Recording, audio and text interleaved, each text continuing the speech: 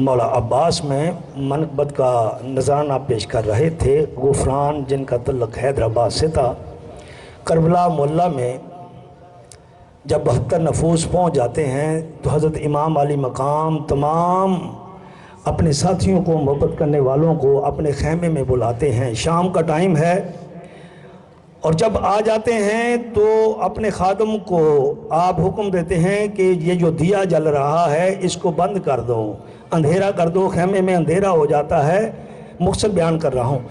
تو آپ فرماتے ہیں کہ مجھے چاہنے والوں، میں آپ سے ایک بات کرنا چاہتا ہوں، یہ یزید اس کی فوج آپ کے لیے نہیں میرے لیے یہاں پہ آئی ہے۔ مجھے جو ہے وہ چاہتی ہے کہ یا تو بیعت کریں یا وہ شہید کریں۔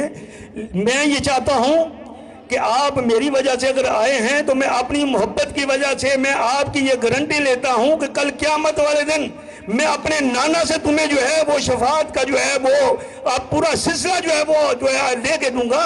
لیکن اگر آپ جو ہے واپس جانا چاہیں پھر بھی آپ کو میں شفاعت کا سلسلہ لے کے دوں گا، اور اگر ساتھ رہنا چاہیں پھر بھی میں شفاعت کا سلسلہ لے کے دوں گا۔ تو جب آپ نے بار بار یہ تذکرہ واپسی کا کہا تو جو آپ کے رفقائے کار تھے، ساتھی تھے، وہ رونے لگے۔ تھوڑی دیر جب دقت کا جو ہے وہ سلسلہ تھوڑا سا ختم ہوا تو آپ نے خادم سے کہا کہ دیا جلاؤ۔ دیا جلا، دیکھا کہ تمام کے تمام لوگ موجود ہیں، کوئی نہیں اٹھا۔ اور آج سرفروشوں کے لیے بھی یہی پیغام ہے کہ لوگوں سرفروش ہو تو بیٹھے رہنا، رکے رہنا، در مرشد کو نہیں چھوڑنا۔ کل قیامت والے دن کہیں ایسا نہ ہو کہ نہ اللہ کے رہو، نہ اس کے نبی کے رہو، اور نہ مرشد کریم کی ذات کا جو ہے وہ تمہیں وہاں پہ پرچم اور جگہ مل سکے۔ اللہ، اپنے آپ کو مرنا تو ہے، آج بھی مرنا ہے، کل بھی مرنا ہے، اور جب کسی کے لیے مرو گے نا تو یقین کو دنیا یاد رکھے گی، اور جب مرشد کی ذات کے لیے جو اپنا تن من دھن حتیٰ کہ قربان ہو جاؤ گے تو یقین کرو فرشتہ بھی تم پہ رشک کرے گا۔ میں بلا تمہید اپنے خیالات کے اظہار کے لیے ملتمس ہوں صاحبزادہ مرشد کریم، نور نظر مرشد کریم، لخت جگر مرشد کریم، جناب پیر حماد ریاض گوہر شاہی، وہ اپنے خیالات کا اظہار فرمائیں گے۔ نعروں سے استقبال فرمائیں۔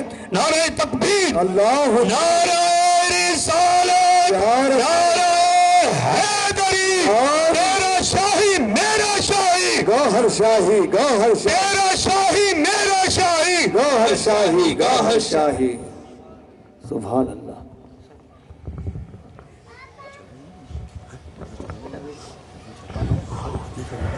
نحمدہ و نصلی علی رسول الکریم، اما بعد فاعوذ باللہ من الشیطان الرجیم، بسم اللہ الرحمن الرحیم۔ الصلاۃ والسلام علیکہ یا رسول اللہ، الصلاۃ والسلام علیکہ یا حبیب اللہ، الصلاۃ والسلام علیکہ یا شفیع المذنبین، الصلاۃ والسلام علیکہ یا رحمت للعالمین، الصلاۃ والسلام علیکہ یا خاتم النبیین۔ لاکھوں کروڑوں درود و سلام آقا دو عالم کی ذات پر اور آپ کی آل و اولاد پر، اور کربلا کے ان شہیدوں پر جو امام حسین کی محبت میں سر تن من دھن لٹا گئے۔ چونکہ ہمارے معزز وحید انور قاضی صاحب بات منٹوں پر آ گئی ہے تو میں بھی اسی تسلسل کو برقرار رکھتے ہوئے منٹوں میں کچھ بات پوری کروں اور ایک پیغام دینا چاہوں سمجھانے کے لیے کہ جیسے ہی محرم شریف کا مہینہ آتا ہے تو فرقہ وارانہ مسلک کی بنیاد پر، انتہا پسندی کی بنیاد پر سوشل میڈیا کا دور ہے تو سوشل میڈیا پہ پوسٹیں لگنا شروع ہو جاتی ہیں۔ ہر کوئی اپنے فرقے کے مطابق اہل بیت کا وزن کم زیادہ کر رہا ہوتا ہے، کوئی صحابہ کا وزن کم زیادہ کر رہا ہوتا ہے، جس سے کسی کی تضییق ہوتی ہے، کسی کی دل آزاری ہو رہی ہوتی ہے، جو کہ خالصتاً غلط عمل ہے۔ اس عمل کی جتنی مذمت کی جائے وہ کم ہے، لیکن سوچنے کا عمل یہ ہے کہ ایسا کیا ہے کہ جو ختم نہیں ہو رہا؟ ایسا کیا ہے جو ختم نہیں ہو رہا؟ ہر محرم میں اس کی جڑ نکلتی ہے، فصل بنتی ہے، پھر ادارے کاٹتے ہیں، عوام کاٹتی ہے، پھر وہ دب جاتی ہے، اگلے محرم میں پھر یہ فصل نکل آئے گی۔ سبحان، ایسا کیا ہے جو ختم نہیں ہو رہا؟ وہ ایسا کون سا بیج ہے جو اس دھرتی پہ بو دیا گیا ہے، جو ہر دفعہ کاٹنے پہ ہر سال نکل آتا ہے بغیر پانی دیے؟ ابھی سوشل میڈیا پہ ایک جگہ بحث چل رہی تھی، تمام علماء تھے اور جید علماء تھے، جس میں چند علماء بھی تھے، چند فقراء بھی تھے، چند مشائخ بھی تھے، اور اس بات پہ بحث ہو رہی تھی کہ یزید کو ظالم کہو، فاسق کہو، فاجر کہو، لیکن کافر نہ کہو۔ بھائی کیوں؟ کہ وہ کلمہ گو تھا، کہ وہ کلمہ گو تھا اور اس کا ہاتھ میں اسلام کا جھنڈا تھا۔ تو کافر نہ کہو، فاسق کہو، فاجر کہو، ظالم کہو۔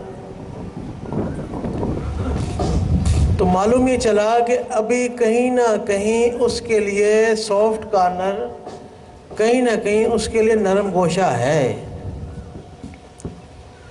یہ بالکل اس طرح سے ہے، یہ کل کا یزید تھا جو ہمیں سمجھ نہیں آ رہا تھا، تاریخ کے پنوں میں کھنگال رہے ہیں تو پتہ نہیں چل رہا، تاریخ ایسی مسخ کر دی کہ صرف جو اہل دل ہیں وہی سمجھ پا رہے ہیں، جو اہل کتاب ہیں وہ ابھی تک کتابوں کے جھنجھوروں میں لپٹے پڑے ہیں۔ تو اب آنے والی نسل یہ بیٹھی ہوئی ہے، چند ایک بچے بیٹھے ہوئے ہیں، یہ چند نسل جو 15-18 سال کی، ان کو سمجھایا جائے تو یہ کہتے ہیں رکیں ہم سوشل میڈیا کھولتے ہیں، بتاتے ہیں کیا ہے صحیح اور کیا ہے غلط۔ یہ بچے چیٹ جی پی ٹی کھول لیتے ہیں، بجائے اپنے عالموں سے پوچھنے کے، بڑوں سے پوچھنے کے، کہتے ہیں جی گوگل کر لیتے ہیں۔ تو عالموں کی ضرورت بھی نہ رہی، کتابوں کی ضرورت بھی نہ رہی، گوگل اور چیٹ جی پی ٹی سے ہی اپنا کام نکال رہے ہیں، کہ انہی سے سوال پوچھتے ہیں، انہی کے جوابوں کو مستند جان رہے ہیں، اور ایسا شاید ہوگا بھی۔ تو اب ان بچوں کو ہم اگر بتائیں کہ کربلا میں کیا ہوا تھا، یزید کی بیعت کس طرح سے لی جا رہی تھی، کس طرح سے اس کے لیے لابنگ ہوتی تھی، تو اس کی آج ایک واضح مثال ہے افغان طالبان۔ واضح مثال، یہ آپ کے بوڑھوں کے بھی قاتل، یہ آپ کی عورتوں کے بھی قاتل، یہ آپ کے بچوں کے بھی قاتل، یہ آپ کے ذریعہ معاش کے بھی قاتل، لیکن چونکہ ہاتھ میں جھنڈا اٹھا لیا ہے پاکستان کا اور پاک فوج زندہ باد کے نعرے لگا رہے تو حب الوطن ہو گئے۔ اب ان کے لیے لابنگ ہونا شروع ہو گئی ہے کہ ان کی سپورٹ کرو۔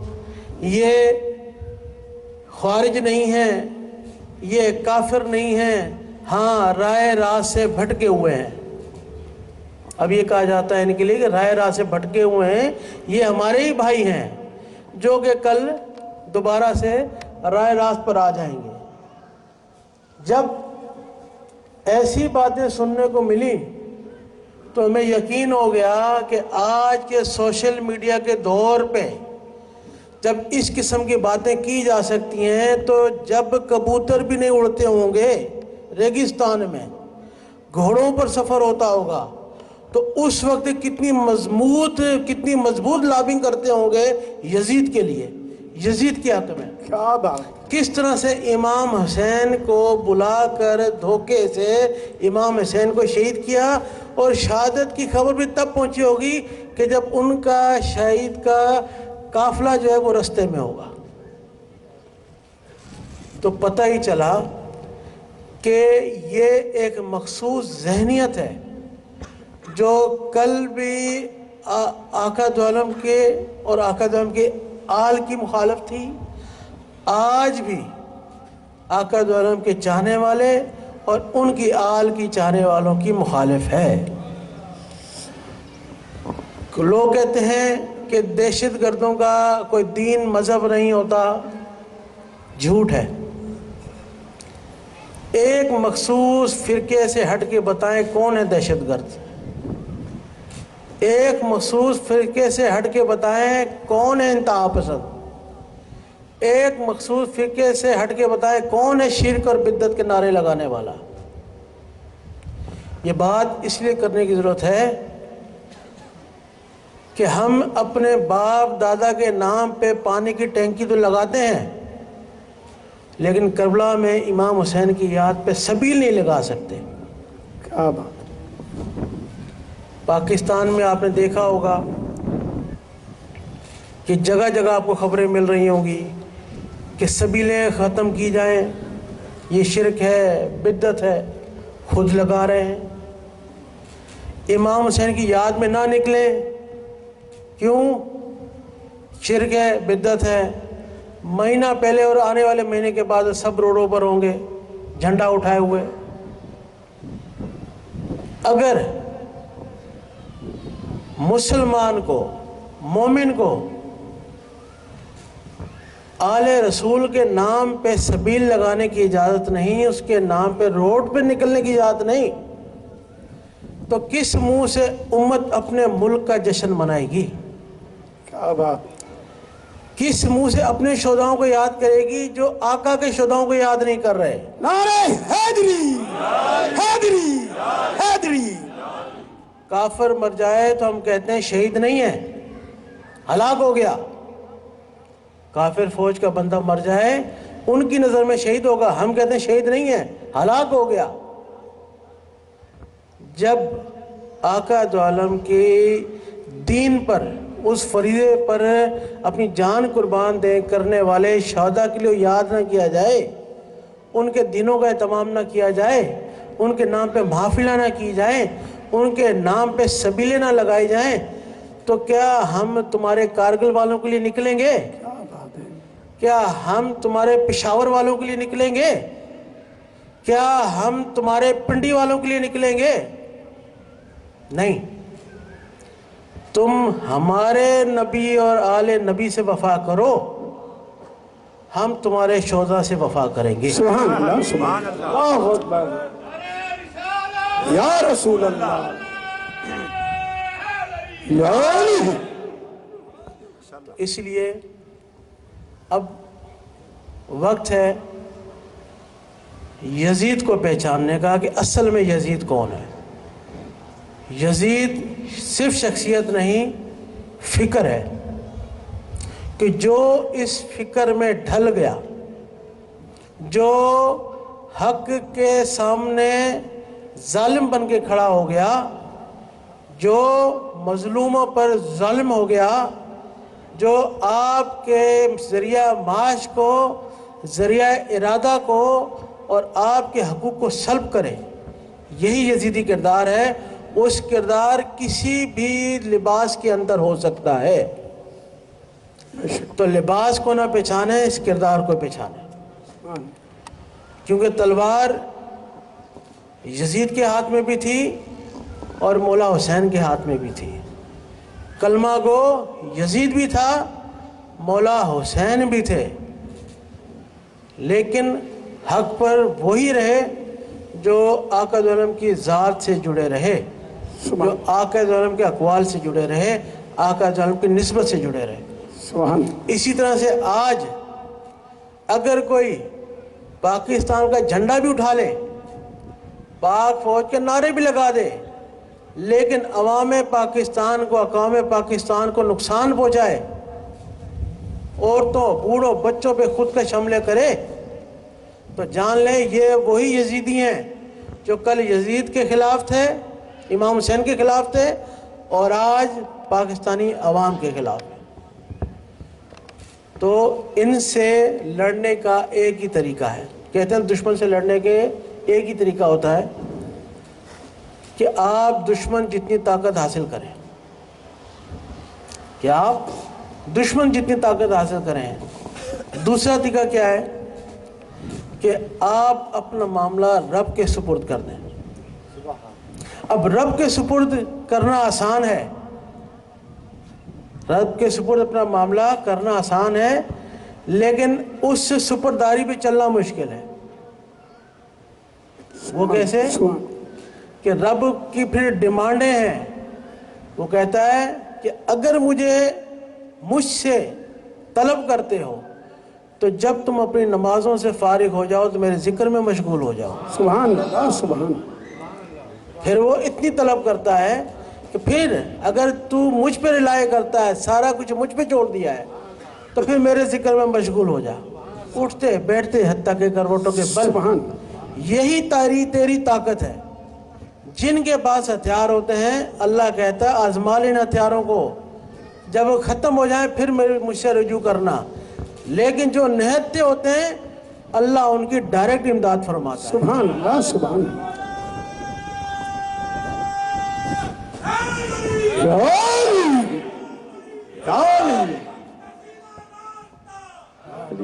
کربلا کربلا کربلا کربلا کربلا۔ تو اس لیے ذکر اللہ سے اپنی طاقت کو سمیٹیں اور اپنے اندر کو منور کر لیں اس کے ذکر سے۔ سبحان کربلا میں 72 لوگوں کے پاس ہتھیار کم، اللہ کا نور زیادہ تھا۔ سبحان اللہ، سبحان اللہ۔ 72,000 کے پاس اللہ کا نور کم، ہتھیار زیادہ تھے۔ آبا تو کیوں نہ کربلائی رسم کو اپنائیں